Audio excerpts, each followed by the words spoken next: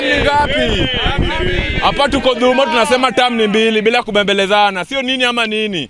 Wewe ni youth ambaye inafaa tufuate. Na wewe ndio unatuonyesha ujinga hapa wewe Sifuna. Kama utafuata Kenye Wanga anasema na youth leader Oburu Oginga Odinga. Sifuna, lazima ukuwe na respect. Ile nyumba ni nyumba yetu sisi wote. Lazima uheshimu Mr. Oburu Odinga, party leader of party. Umejua papo ndio ulitokea. Na tutaki tugawane sisi huku na huku. Wajaluo kila kabila tunakuwa kitu ngapi? Na sisi tunasema hii maneno ya Sifuna hapa ODM wache kuchanganya chama. Chama tuko nyuma ya Oburu Odinga, huyo ndio party leader wetu, na tuko kwa team ya 2 term tukiongozwa na President William Samoei Ruto.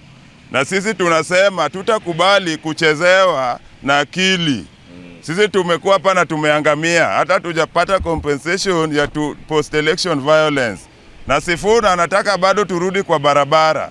Sifuna rudi kwa line. Hawachane, hatutaki maandamano raundi. Tumechoka, tumepigwa, tumeuliwa watoto, sisi wamama tumepigwa kwa barabara, tumechoka na kupigwa. Sifuna rudi, apatie Oburu heshima ya upande yake, wafanye kazi pamoja. Mambo ya Sifuna kutembea kuharibu jina ya ODM.